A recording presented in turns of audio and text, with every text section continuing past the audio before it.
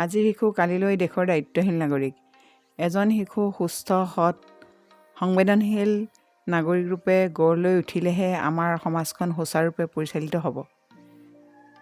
এজন সুস্থ, সৎ, সংবেদনশীল আৰু চৰিত্ৰৱান নাগৰিক ৰূপে গঢ় লৈ উঠিবলৈ শিশুক সৰুতেই তেনে শিক্ষা দিয়াৰ বহুত প্ৰয়োজন।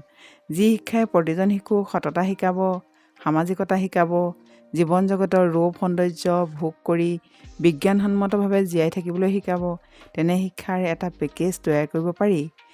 এই পেকেজ সম্পৰ্কে দেৱকান্ত সন্দিকৈৰ জীৱন সম্পৰ্কে চিন্তা আৰু অনুভৱ নামৰ গ্ৰন্থখনত কিছু কথা উল্লেখ আছে। সেই বিষয়ে আজি আমি এই ভিডিঅ'ত আলোচনা কৰিম। শিশুসকলক প্ৰকৃতিক ভাল পাবলৈ, প্ৰকৃতিৰ নিয়মবোৰ বুজিবলৈ প্ৰণালীবদ্ধভাৱে আমি শিকাব লাগে। গছ-গছনি, ঘাঁহ-বন, লতা সকলোৰে মাজত থকা সেউজীয়া সৌন্দৰ্যখিনি উপভোগ কৰিব পৰা মন এটা শিশুকালতেই গঢ়ি তুলিব পৰা যায়। গছবোৰ যে কাটিব নালাগে, অৰণ্য যে ধ্বংস কৰিব নালাগে, গছ-গছনি যে আমাৰ পৰম বন্ধু, এই কথা আমি শিশুসকলক সৰুতেই হৃদয়ংগম কৰাব লাগে।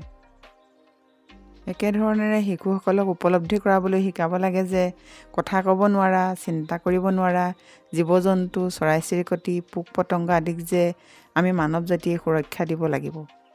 জীৱ-জন্তুৰ লগত বন্ধুত্ব গঢ়ি তাৰ পৰা যে বিমল আনন্দ লাভ কৰিব পাৰি, সেই কথাও আমি শিশুকালতেই শিশুসকলক শিকাব লাগিব।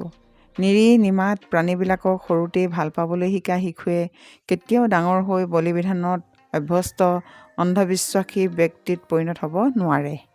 শিশুসকলক সৰুৰে পৰা মানৱীয় মূল্যবোধ যেনে মানুহৰ মাজত থাকিব লগা প্ৰেম, ভালপোৱা, দয়া, কৰোণা, ক্ষমা, সহানুভূতি আদি গুণবোৰৰ চৰ্চাৰে তেওঁলোকৰ মন অতি সংবেদনশীল তথা মানৱ প্ৰেমৰ ৰসেৰে জীপাল কৰি তুলিব পৰা যায়।